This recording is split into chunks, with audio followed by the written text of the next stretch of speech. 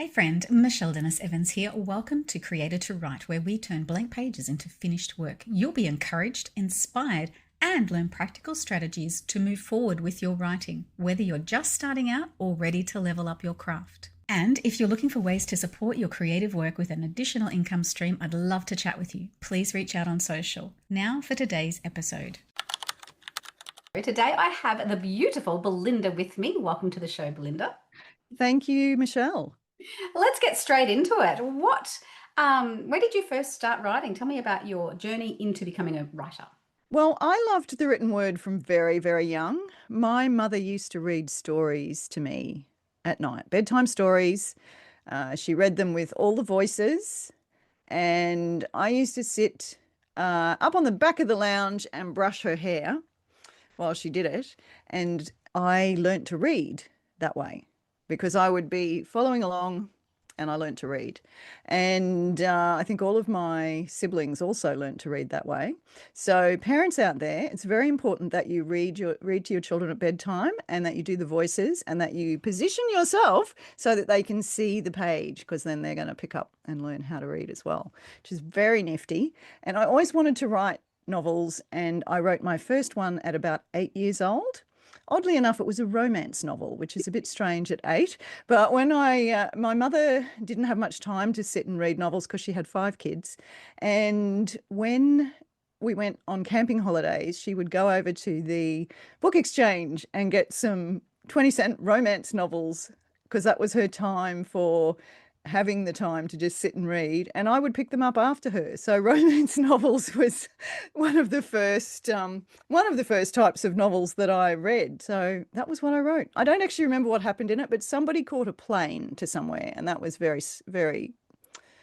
So, what are you working on at the moment, Belinda?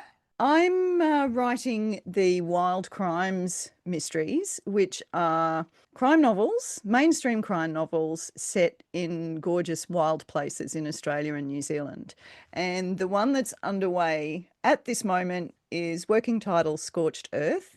It's set in the Australian desert, where a bunch of doomsday preppers collide with some luxury resort owners. And I've actually just been on a research trip to Coober Pedy in South Australia, which is far out in the whoops, to do some location research. And particularly, I wanted Coober Pedy because they have about half of the town's population lives underground. And I wanted, my stories set with people living underground. So I needed lots of ideas and inspiration for how you could construct different forms of dwellings, and even things like a luxury swimming pool underground, or bigger spaces, different kinds of tunneling and construction. And so I'm full to the brim at the moment with how you build houses underground. If you Uh-huh. if you need to know, come to me. Okay, I'll remember that for the future. So, do you feel you've received all the research that you needed to while you were there? Have you? You always want more. Like, I was there for a whole week. I think most people stay a day or two in Coober Pedy. Nobody stays for a whole week, but I did, and I got to meet lots of people in coobs, as we locals call it. And yeah, I got to meet a lot of people and talk about a lot of things. And yet there were just ones on my list that I couldn't get to. It's amazing how it can be not nearly long enough, even though it's quite a long time. So, yeah. I had the privilege of visiting Coober Pedy in high school. I did a Oh, did big you? bus trip out to Uluru, then down through Adelaide. Yeah, so we went through Coober Pedy, and I think we stayed one night. I can't Yes. recall. It was a long time ago, but yeah, Yes. wasn't a I lot had there that I remember. I had some locals. Well, it doesn't look like much. It's interesting because so much of it is underground, and it's Underground. a very unusual looking town when you drive into it, because it's kind of a cross between, I don't know, a desert and there's been a lot of movies shot there, so it's a bit of an abandoned movie set. There's all these different movie props. There's this there's a flying saucer, there's a spaceship, there's all these different signs and things. There's stuff everywhere. I think one of the Mad Max movies was shot there, and all these other ones as well, because it's a great location for end of the world stuff. And there's so much junk, like Mm. so many. You think, oh, this must be the wrecking yard where you go and get parts for your car, but no, every second front yard is a wrecking yard, and they keep all the things because everything's useful.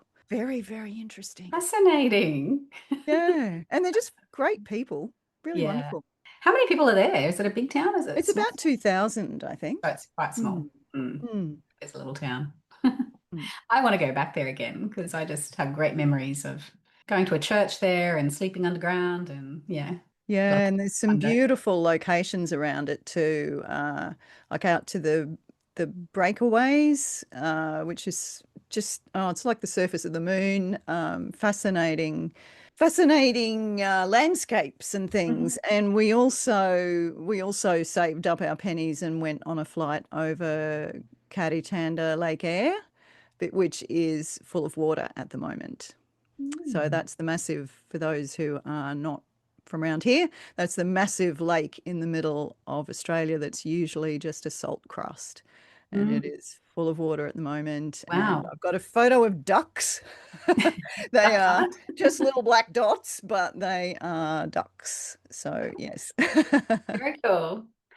Tell me how your personal journey has influenced your writing. Well, it influences it all the time, and it's always shifting and changing, I suppose, as you would know yourself, Michelle, as you go through life and you experience different things. It's for a writer, it's all material, isn't it? It's there's all these experiences that we go through, and sometimes difficult things, but it's all material. I was thinking about this to how being a journalist, because I was originally a journalist and I did a journalism degree, that helped in terms of the mechanics of writing, but it was also a barrier in some senses because having been a paid writer, it made me feel like it wasn't worth writing if I couldn't get paid for it. And as you know, when you start writing fiction, you really don't know if there's going to be money out there for it or not. And so I couldn't persuade myself to give myself the time to do it. And another thing that I did as a journalist was I tended to over explain things a little bit because my experience was in all that very clear nonfiction.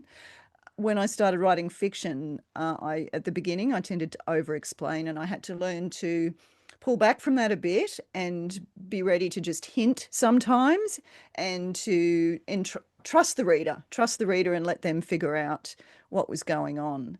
So those, and also I've done a lot of work with a domestic violence charity with their publishing work, and so I've met a lot of people through that and heard about a lot of experiences, which has been really good for informing my villains Uh-huh. in my crime series, Mm. because you kind of think that the bad guy might come in with a swirling cape and sinister music, but often they come in so charming. Often Yeah. some of the worst people in terms of behavior, they start off being really, really charming. Mhm. And that was fabulous for me because it just gave a little bit of an extra tilt to my villains. I had been writing them a bit too much with the swirling cape. So people would know, almost from the first time I appeared on the page, this is the bad guy. Mm. But I managed to make them a little bit more subtle and nuanced the Mhm. more that I learnt and encountered people. So that was Mhm. good. Very cool. Tell me, what's a lie that you've had to unlearn since has it changed, I guess? Was it when you went from being a journalist to fiction writing? Is there something changed there, or just is it something in general? There's a lot of things that have changed, but I think probably one of the biggest lies that comes to my mind is that idea that you can't write unless you're inspired. Mm. And it's almost, that idea of the muse that people talk about. Oh, my muse wasn't working today, and that comes from, I don't know, Greek mythology and stuff, which you and I aren't really accessing. But we still sometimes have that idea that I've got to be inspired and it's got to be flowing or it won't be any good. Mm. And always remember hearing someone in an interview and she said, you know what, I couldn't tell the difference. When I looked back at my work later, the stuff that I had written when I was really in the flow and the stuff that I had written when I was just working so hard to get a word out, I couldn't tell which bit was which. And so I felt a bit challenged by that. And I started doing that 5 a.m. writers thing, and it was blood from a stone. I do not write well at 5 a.m. I'm not saying by this that we should all be writing at 5 a.m. because in fact, I no longer write at 5 a.m. because it was bad for me. But when I looked back later, because I could write I would do an hour at 5 a.m. and I could write maybe 300 or 400 words. And if I did an hour at 7:30 at night after dinner, I could write anything up to 1,000 words.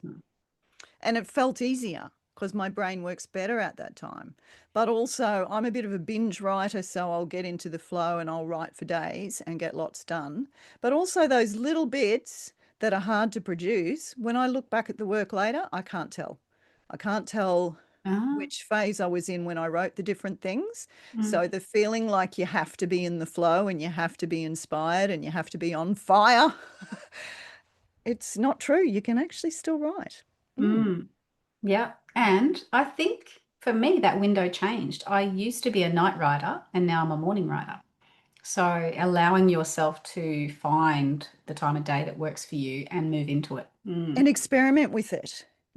Give it a try. Try the 5 a.m. Writers Club, or try the Or 6 7:30 a.m. p.m. 5 a.m. is way too early. Or try writing in the, when you're waiting in. I've heard of people writing in the queue when they're waiting to pick up their kids, or writing when their kids are playing football, and all kinds of things that people I quite do. like writing on a cruise late at night when the music's playing. I can thoroughly endorse that. I think we need to have a writer's cruise, which is all about Let's do it.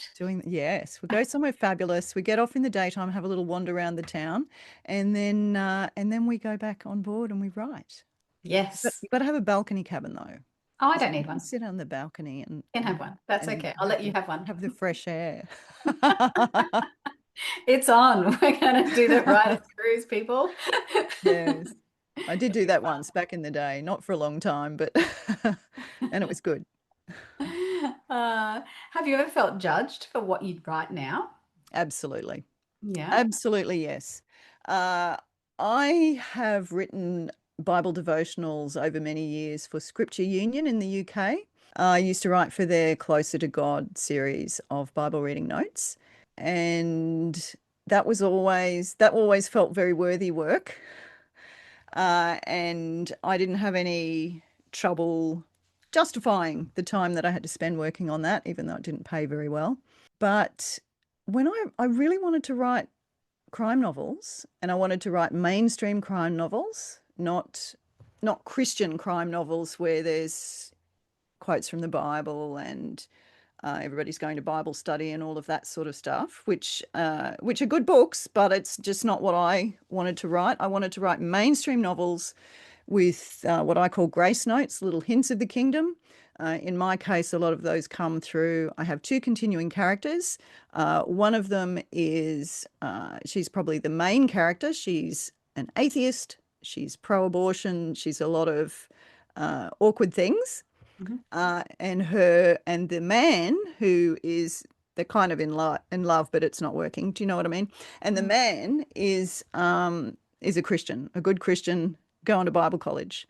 And so I can use him to bring in some interesting things. He's flawed. He does some unfortunate things at times, and he struggles with the things that they find themselves in the midst of. They're both journalists, and so they do, they're making documentaries together.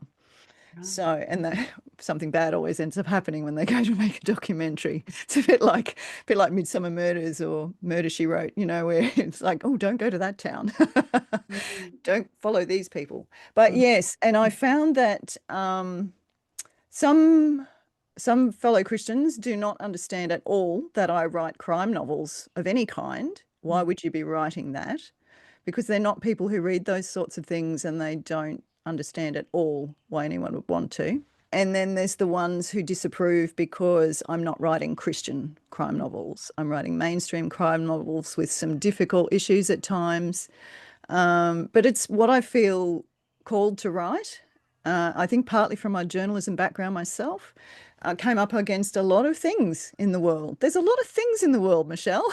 There is. And story, you know yourself, story is a way that we can approach a lot of these things that are going on in human life. And there are people out there who would never pick up a Christian crime novel, but Mm. they might pick up mine. I've had some really wonderful feedback. One of the things my mother said to me was, some people will never get it, but missionaries will often get it, what you're trying to do, because they're often out, they're like tent making, if you like. They might be doing medical work or something in another culture.